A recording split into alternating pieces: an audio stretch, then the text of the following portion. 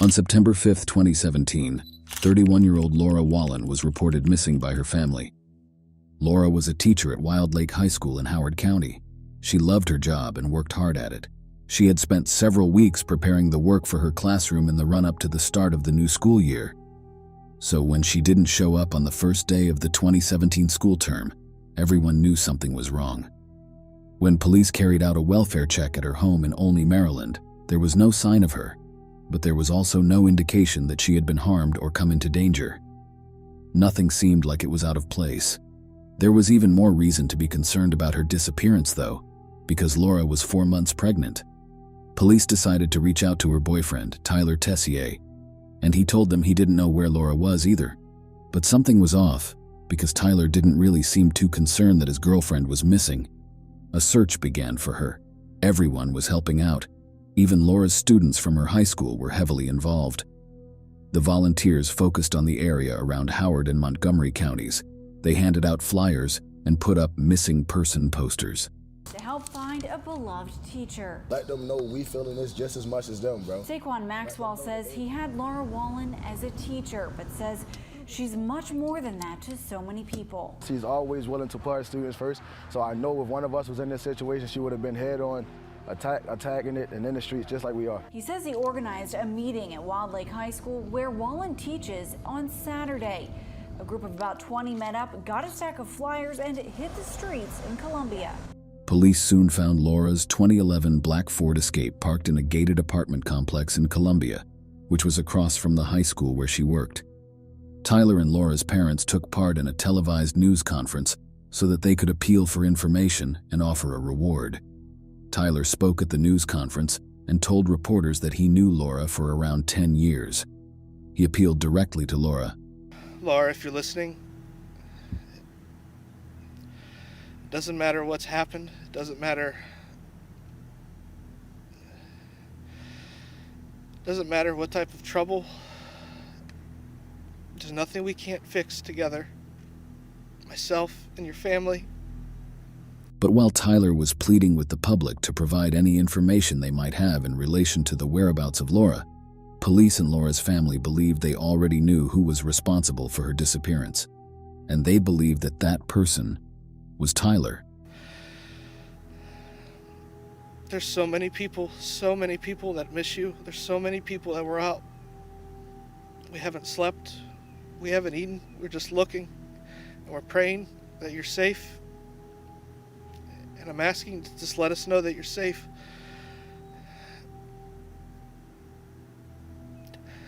If somebody has her,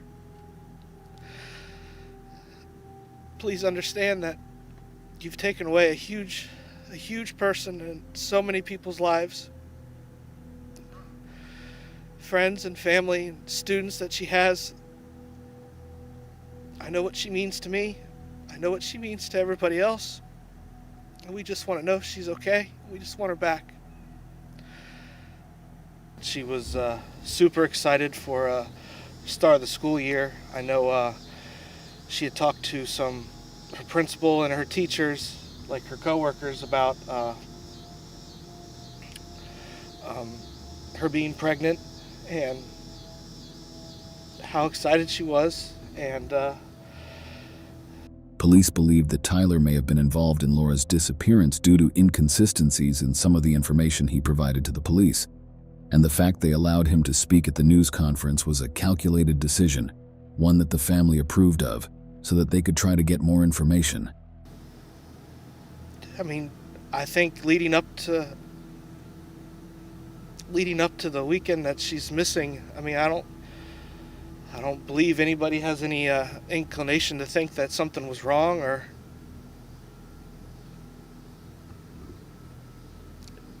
just. Remember any of your last conversations with her? I'm sorry? Any of your last conversations with her?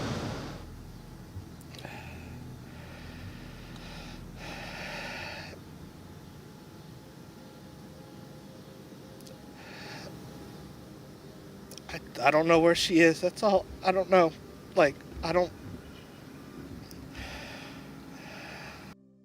At that point, Laura was a missing person and police had no idea what happened to her or where she was. But after further questioning, Tyler told police that Laura had approached him and asked for his help. He told police that Laura wanted to disappear, as he claimed she told him that the father of her baby was a student of hers, and she was embarrassed and worried and needed help before anyone found out about it. But just 2 days after the news conference, on the 13th of September, Laura was no longer a missing person. Police had searched the perimeter of a wooded area in Damascus, which they were made aware that Tyler visited there and was known to have taken a number of trips there as of late. They found what appeared to be freshly dug ground in a secluded part of a field there. With the assistance of cadaver dogs, they found Laura's body buried in a shallow grave. The autopsy revealed she had been shot once in the back of the head. Police believed that Tyler was the last person to see Laura alive, and on top of that, the inconsistencies in the statements he provided, he was deemed a person of interest. Police knew that Laura was alive on the 1st of September as her family saw her that day. The next day, the 2nd of September, Laura went on a trip with Tyler. The police discovered that Laura sent a text message to her sister that day and told her that Tyler was taking her on an adventure somewhere, but she didn't know where. The text message read, "Tyler has me on an adventure in the country. Not sure why, but it's for something. Waiting in a field." The last transaction made on Laura's debit card was for a purchase made at a Safeway grocery store near her home in Olney on the 2nd of September, between 8:30 p.m. and 9:30 p.m. Police obtained surveillance footage from the grocery store and discovered that when Laura made the purchase, she wasn't alone. Tyler was with her. But why would Tyler want Laura dead? Police discovered that Tyler was also in a relationship with another woman, and that may have been the motive they were looking for. Laura and Tyler had been involved in an on-again, off-again relationship for 10 years, but every time they broke up, they got back together again. Their relationship was rocky, but Laura was looking forward to having her baby.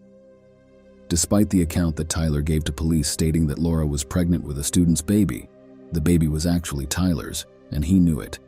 Unbeknownst to Laura, when they were on one of their breaks, Tyler began dating another teacher and moved in with her in 2012. He remained with her even when he got back with Laura, but neither woman knew about one another. When Laura told her family that she was pregnant with Tyler's baby, her father, Mark Wallen, asked Tyler what his intentions were.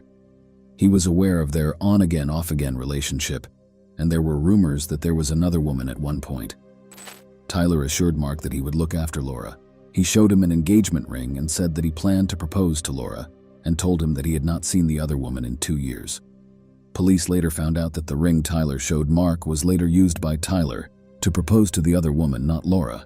The other woman said yes, and their wedding was arranged for just 1 month after Laura was due to give birth to their baby. While both Laura and the other woman thought he was dating them exclusively, it became apparent during the course of the investigation that Laura may have discovered what Tyler had been up to shortly before her death. She sent a text message to the other woman on the 28th of August, asking her if she would meet up with her. The text message read, "It's important that some things are cleared up, and I would imagine that if you were in my position, you'd want some answers as well. By no means is this an attempt at confrontation, just looking for an explanation, woman to woman." Police believe that within days of that text message, Tyler began planning Laura's murder. They believed he had convinced the woman that he was living with that Laura was crazy and stalking him. Due to that, when she received the text message from Laura, she told Tyler about it via text, and he replied with a text message that read, "I could literally kill her." Tyler initially denied that he was in a relationship with anyone other than Laura to the police, but when confronted with the evidence, he admitted it. Police believe that Tyler brought Laura to a remote location with the intention of killing her to silence her. She believed that she was going to that spot to look at land that Tyler wanted to purchase. It was an area he was familiar with, as it was a field close to a farm where he worked. When Laura texted her sister about the trip, her sister asked her to take a picture. She did, and police were later able to match that picture to the location where her body was later found. Tyler had brought her to the location twice, once on the 2nd of September and once the next day. Police believe that Tyler shot Laura on the 3rd of September. He texted a friend that same day and asked for a ride to Baltimore late night, but the friend declined. He told Tyler it was a bad idea to go to Baltimore late at night. Tyler responded and said, "It probably is, just trying to clean up a mess." They believed that after he shot Laura dead, Tyler then went about hiding evidence and trying to cast doubt as to who the father of Laura's baby was via text messages to her family members. He sent a text message to her sister from her phone which read, "I am like 95% sure Tyler is not the father. I'm going to try and get a hold of Antoine." Laura's sister was confused by the text. She had a close relationship with Laura and knew that if Laura had any doubt as to who was the father of her baby, she wouldn't say it in a text message. She told police that Laura had dated this guy named Antoine about 2 years before her death, but had no contact with him since then. Tyler was arrested and charged with first-degree murder. He was also charged with obstruction of justice, tampering with evidence, and making false statements. He only received one murder charge, even though Laura was pregnant, due to Maryland law, which states the child must be viable outside of the womb. When police questioned Tyler, he initially denied being involved or having any knowledge as to what happened to Laura, but he then provided a number of different accounts as to what happened to her. He claimed that during an argument on the 4th of September, Laura was deeply upset and crying hysterically. She then lunged at him with a scissors, and in the process, she ran into a post on the porch which caused her to collapse on the ground. He said he believed she was dead, so he brought her to the field and buried her. Police asked him if that was the case, then why did the autopsy show she had been shot? He told police that he was worried he might have buried her alive, so he returned and fired one round at her to make sure she was dead, as he didn't want her to suffer. Tyler then later changed his story. He told police that African-American men entered Laura's home and kidnapped the two of them. He said they forced them to drive to Damascus, and Laura was shot there. When asked why he wasn't shot, Tyler said that he pleaded with the men to let him go. Pennsylvania. He was supposed to go with her to look at bridesmaids' dresses, but instead he told her that he couldn't go on a 4-hour drive as he hurt his knee while walking her dog. But there was nothing wrong with his knee. He just had other plans. He arranged to meet Laura and take her on a so-called adventure to a remote field in Damascus where he was going to kill her. It was the prosecution's case that the murder was planned out in advance, and that was evident from the location where Laura was killed and buried. They wanted to bring the jury to the location where Laura's body was found. The prosecution believed that jurors would only be able to fully understand what Tyler was accused of doing by seeing exactly how remote the location was and traveling the same path he took with Laura. They would then be able to see that the location was not just remote but hidden too.